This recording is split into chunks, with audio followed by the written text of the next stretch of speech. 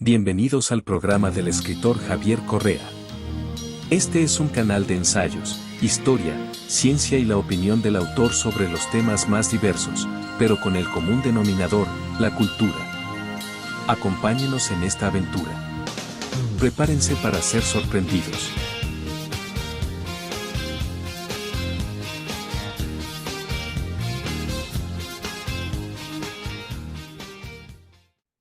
Comienza el gobierno revolucionario, comienza el movimiento, comienza el gobierno revolucionario y nombran a un nuevo presidente, a Manuel Urrutia,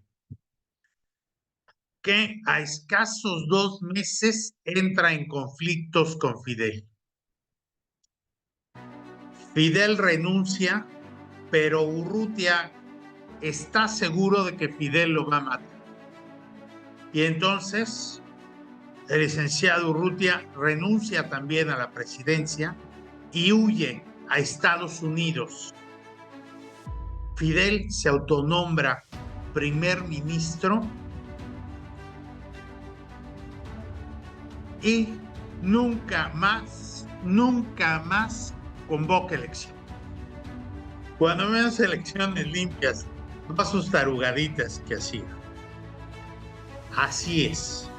A partir de ese momento, Fidel se sube al poder y habrá una serie de acontecimientos, sobre todo uno que ya les contaré, que le permiten a Fidel permanecer tanto tiempo en él.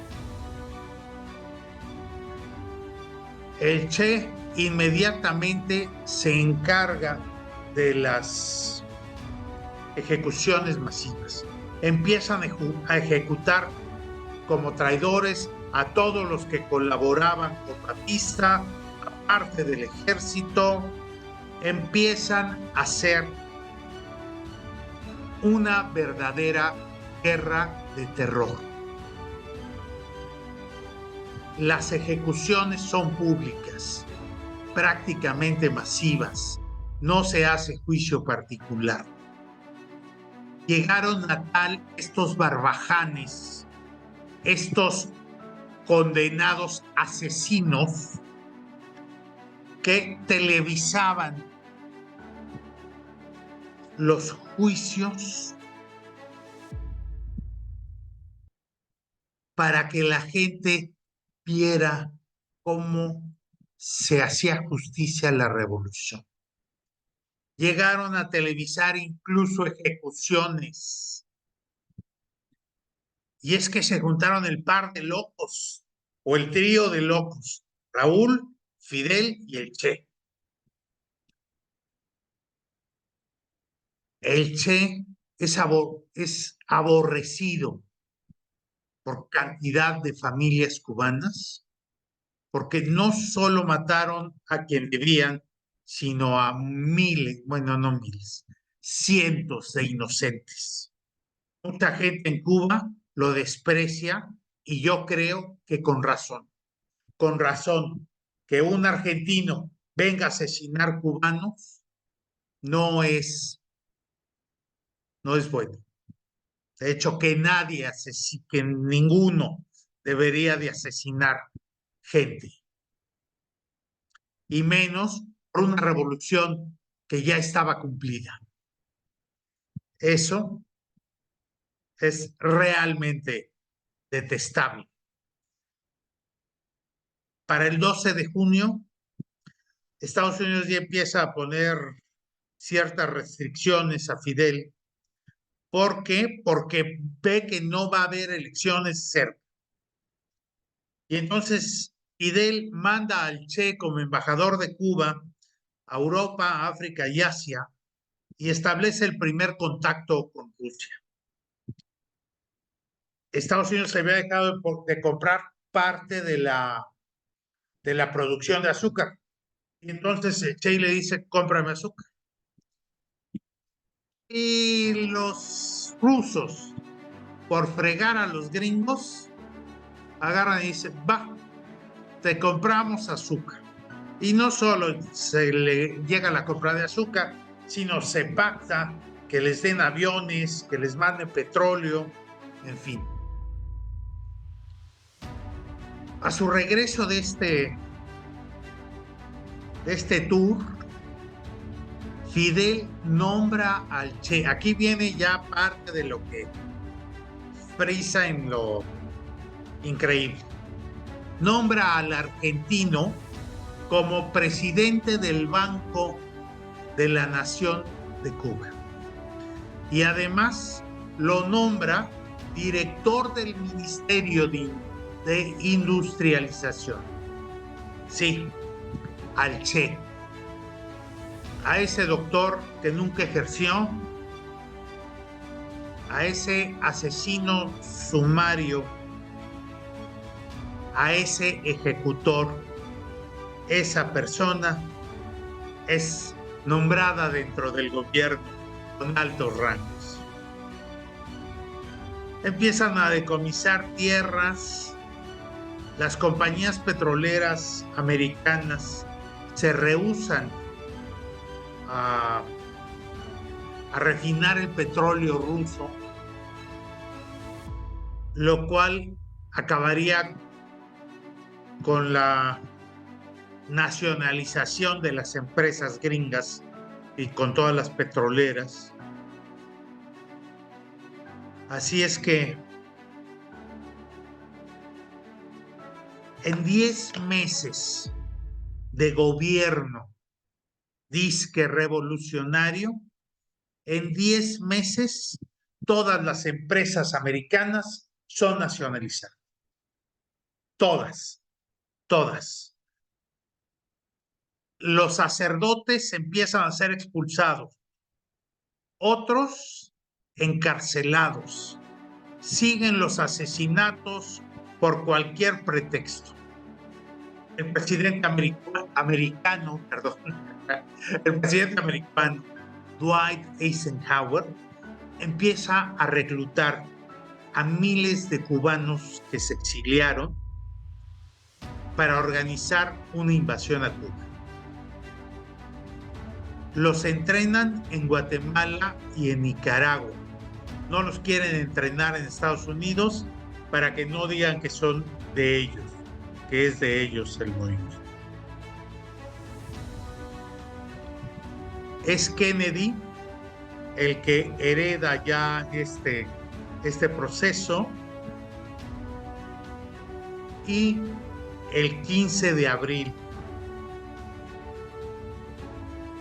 de 1961 intenta Estados Unidos invadir Cuba. Empiezan con una serie de bombardeos y bla, bla, bla, y luego el desembarco ahí en la famosísima Bahía de Cochinos en Playa Girón. El 15 de abril empieza esto. El 17 de abril los cubanos hunden los barcos de los gringos, así es que ya no tienen cómo regresarse. Fidel dirige la defensiva. Dirige la defensiva contra la invasión. Y lo hace perfectamente bien. Ahí sí, no hay ni qué decir. El tipo lo hace bien y acaban capturando a más de 1,000 soldados que trataron de invadir. Estos más de 1,000 soldados serán cambiados a los gringos por $50 millones. Estamos hablando de 1960, más alimentos y medicinas para Cuba. Esto, para la revolución, es un éxito increíble y suena en todo el mundo, y entonces todas estas personas de izquierda se vuelven locos con Fidel y Fidel se empieza a volver una suerte de héroe y el Che otro tanto y los revolucionarios siguen para adelante.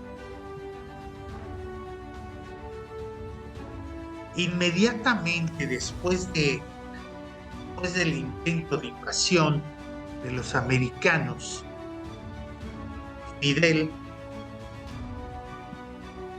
piensa y piensa bien, estos lo van a volver a intentar y ahora mejor. Inmediatamente se pone en contacto con los rusos, que son los grandes enemigos de los gringos, y les dice, ayúdame para que no me invadan. Los rusos dicen, sí, te voy a ayudar. Te voy a ayudar, pero me vas a dejar poner en tu isla unos campamentos militares con misiles nucleares para poderlos lanzar a Estados Unidos cerca. Y entonces lo hacen de manera sigilosa, las chitas calladas, todo va bien, y de repente un día un avión americano pasa haciendo un reconocimiento sobre Cuba y fotografía los misiles y fotografía el campamento, y 2 días después le dicen a Kennedy, los rusos están poniendo misiles en la isla, en Cuba. Y entonces Kennedy toma armas, no toma armas, toma acción y empieza a tratar la cosa diplomáticamente. Y que le habla a los rusos y le dice a los rusos, quita tus misiles. Los rusos le dicen no, y entonces hace un cerco alrededor de Cuba. Hace un cerco alrededor de Cuba, inspecciona todo cuanto buque ha entrado. Hay una tensión bárbara y esto se conoce como la crisis de los misiles, que se temía que podría haber explotado en una guerra nuclear entre los gringos y los rusos. Castro, en una de estas noches, en una de estas 14 noches de conflicto, de tensión, le pide a Nikita Khrushchev que ataque nuclearmente a Estados Unidos. Hágame usted el favor, así estaba Fidel de deschavetado. Nikita, cuando oye estas palabras de Fidel, dice que no, y en ese momento deja fuera de las negociaciones a Fidel y al Che, y él hace la negociación directa con los gringos. Pacta con John F. Kennedy que él va a retirar los misiles de la isla de Cuba siempre y cuando él retire los suyos de Turquía. Y además pone la condición de que Estados Unidos no invada a Cuba y no mate a Castro. Esto es, y aceptan, y los gringos aceptan y se cierra el pacto. Y esto fue la tragedia para el pueblo cubano, para el pueblo de Cuba. Esto fue la sentencia casi de muerte para el pueblo cubano. ¿Por qué? Porque entonces Fidel, a partir de ese momento, pudo hacer las idioteces que hizo y gobernar la isla como un niño caprichoso, llevarlos a una de las peores miserias que hubo en América Latina y en el Caribe. ¿Por qué?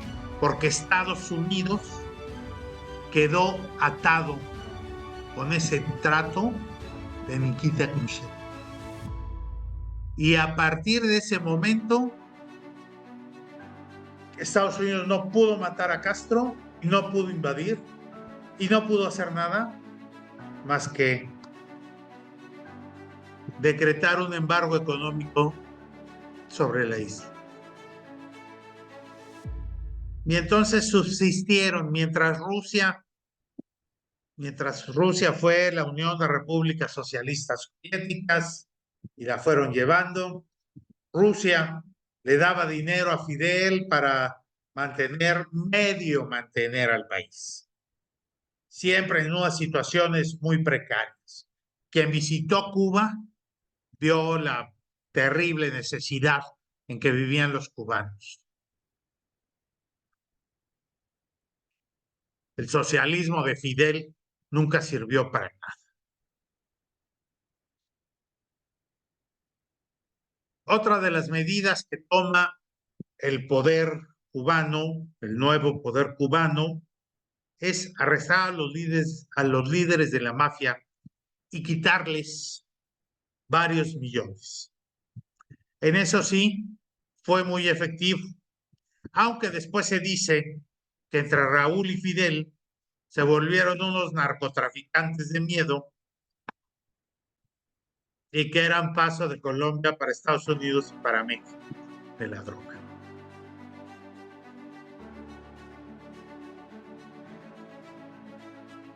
Para 1959, esto en la Cuba se pone muy tenso.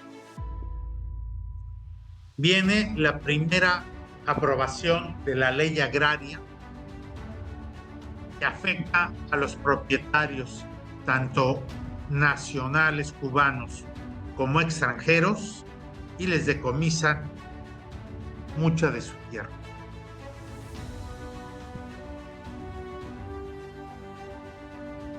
Para el 20 de octubre de 1959, uno de los revolucionarios que habían estado todo el camino con él, Hubert Matos, quien tenía a su cargo la milicia de Camagüey, le renuncia a Fidel, le manda una carta a Camilo Cienfuegos, era como el equivalente al secretario de Gobernación aquí, no al jefe de Estado, sino al secretario de Gobernación, como el segundo a bordo, y le manda otra carta a Fidel diciéndole que renuncia porque la revolución está tomando caminos comunistas. El 20 de octubre hace esto Matos.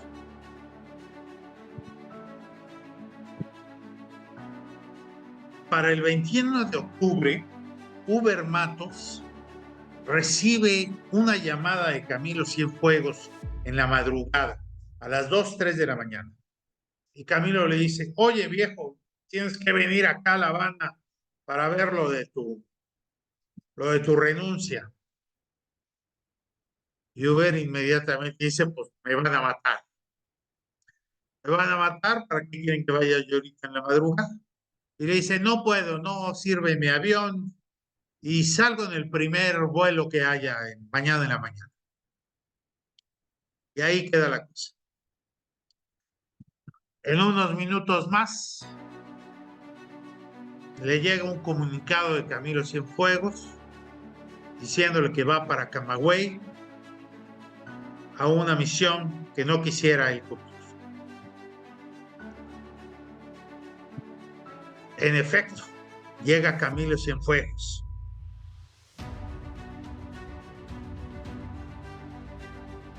y ya la radio en Camagüey y en La Habana están diciendo que Uber Matos se sublevó contra el gobierno revolucionario, lo cual no era cierto. Ya llega Camilo y le dice, bueno, pues viejo, te tengo que arrestar y no sé qué, y no sé cuánto. Y Uber le dice, pues está bien. Pero Uber le dice, le hace ver a Camilo Cienfuegos que lo había mandado Fidel a arrestarlo para que Camilo lo matara también. Y le dice, nos quiere muertos a los dos. No te gusto, también te quiere muerto a ti. Si no, no te hubiera mandado a arrestarme de madrugada. Al final del cuento arrestan a Matos. Y una vez que está ahí arrestado, inmediatamente llega Fidel. Pero Matos tuvo la precaución de calmar a sus soldados y de que no mataran a Camilo. Llega Fidel, hace una declaración falsa de que Uber Matos se había sublevado y de que estando ahí ni siquiera venía a defenderse ahí al balconcito desde donde él estaba dando el discursillo eso para los soldados. Uber se quiere salir al balcón para defenderse y decirle, pero lógicamente lo tienen encañonado con pistola y dice, si te mueves te mato. Al final se llevan a Uber Matos para La Habana. Y el día 25, esto fue el 20,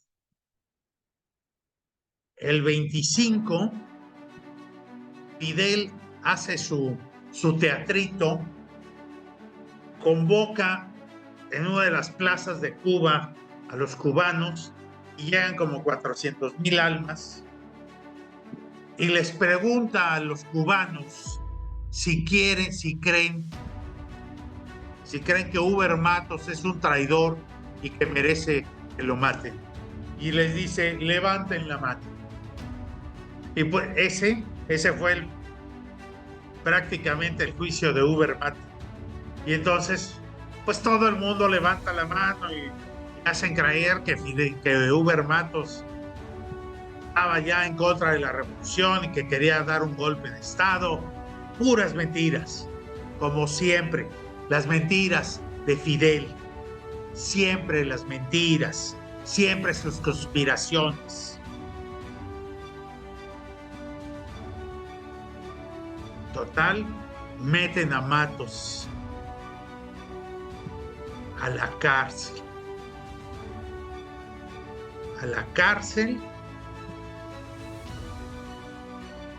Y ya en la cárcel dice que le van a hacer un juicio. Y es Camilo Cienfuegos quien le hace llegar unos comunicados y le dice, te tienes que salir, tienes que escapar de la cárcel, no puedes quedarte ahí porque Fidel te va a matar. Pero Matos no quiere salir. Matos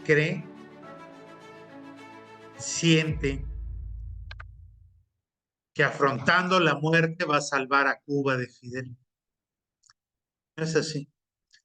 Al fin del día, lo meten 20 años a la cárcel. Sí, a quien fuera su amigo, a quien colaboró con él, a quien anduvo desde la invasión del cuartel Moncada hasta que lograron la revolución.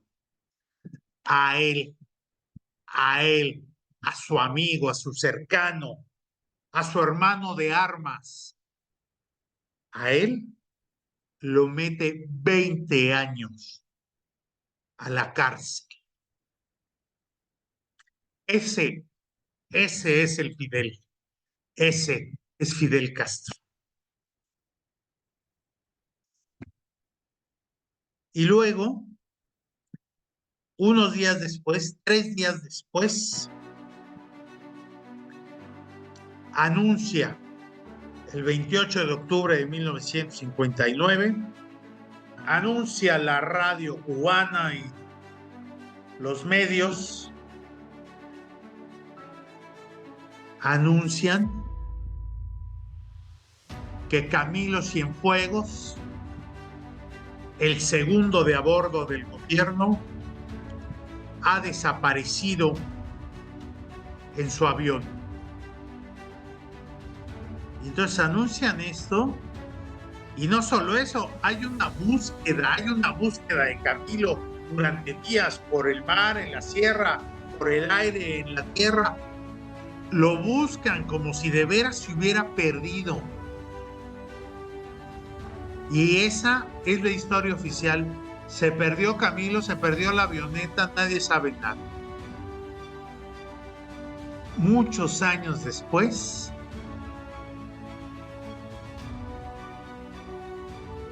tenemos el testimonio de alguien que estuvo ahí y que certifica que Fidel y Raúl Castro mataron a Camilo. Y entonces, esa persona que testifica es Jaime Costa. Jaime Costa también fue uno de los asaltantes originales al cuartel Moncada. También llegó en el Granma y se salvó e hizo la revolución con Fidel. Y relata que un día Juan Almeida, que también era uno de ellos, precisamente por ahí del 28, creo que sí, el mismo 28, le llama y le dice: Jaime Costa, acompáñame, Fidel me está llamando y tengo que ir en avión y no quiero ir solo.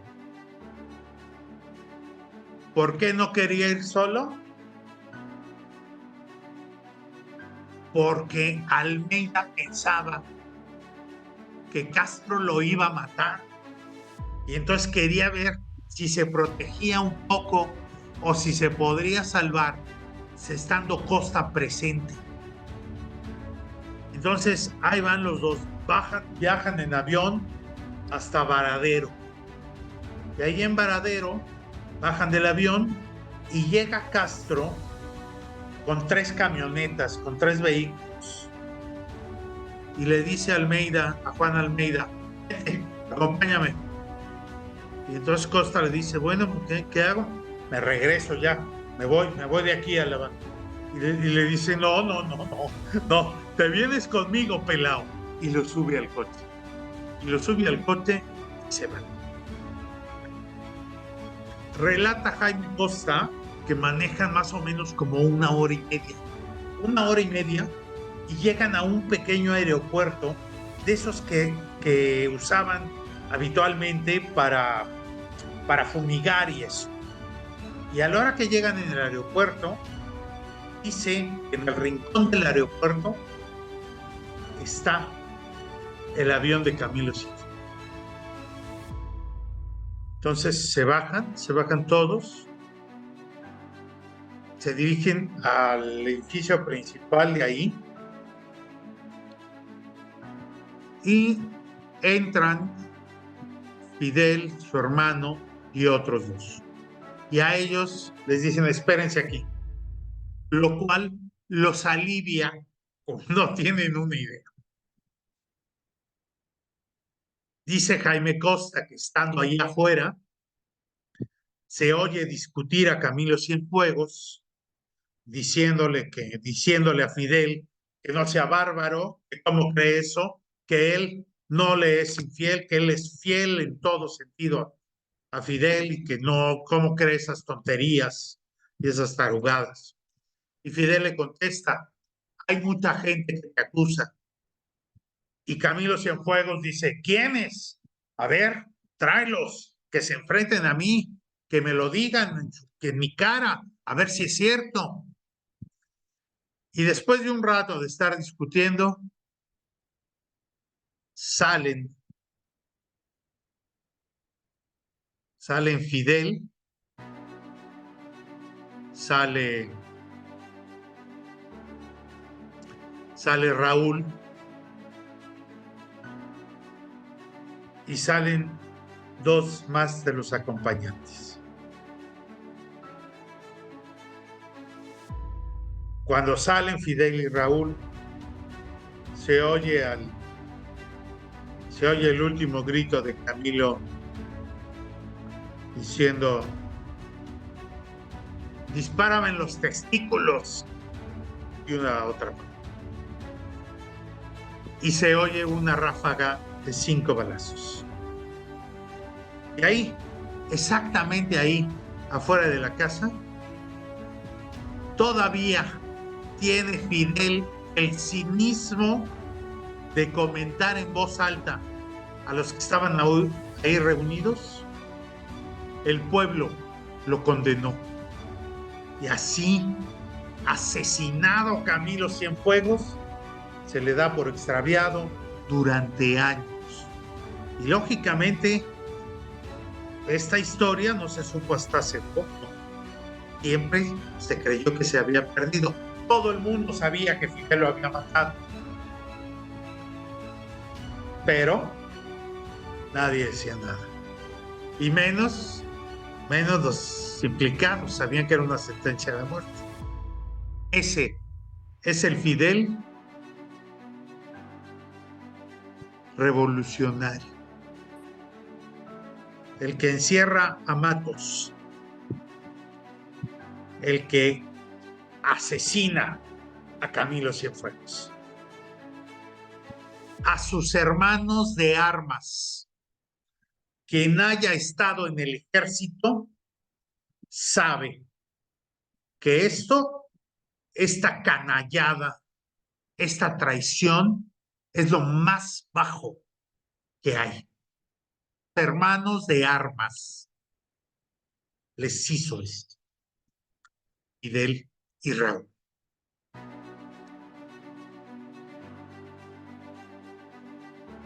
Fidel Castro, el hijo de una sirvienta de un latifundista,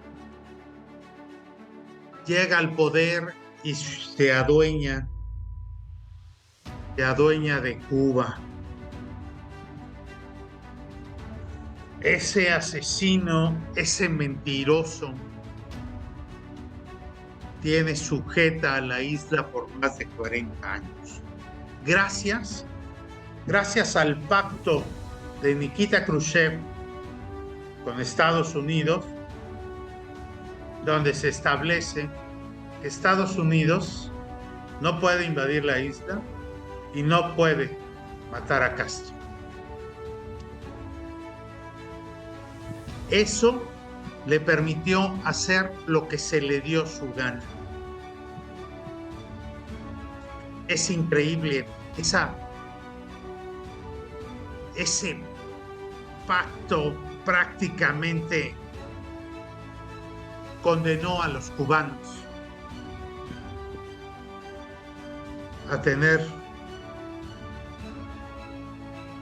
más de 60 años de un gobierno estúpido que no pudo sacar adelante en 60 años a un país con gente tan buena, tan echada para adelante como los cubanos. De verdad da coraje. Castro tuvo la suerte, la buena suerte, la nación cubana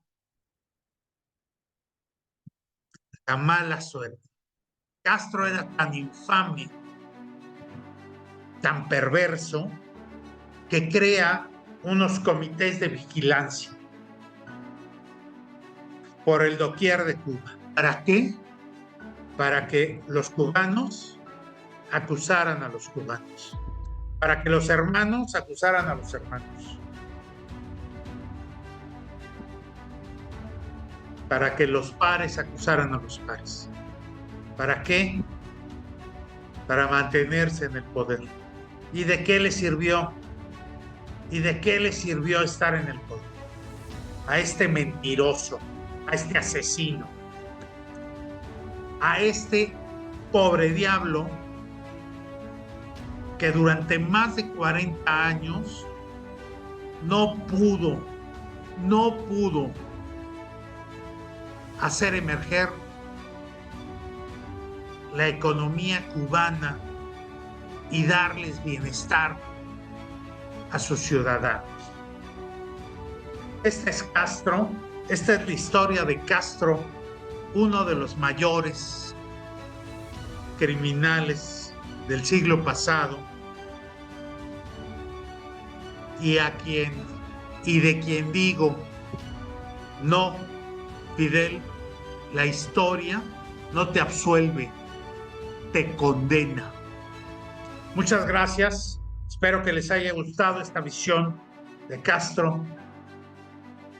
Y ya prometo hablar de gente más agradable, que no sean unos asesinos y unos mequetrefes. Gracias. Hasta la próxima. En el próximo programa con la opinión del escritor Javier Correa y su particular visión de las cosas y de la vida. Acompáñenos en temas simpáticos, en relatos extraordinarios, en sus análisis históricos. Gracias.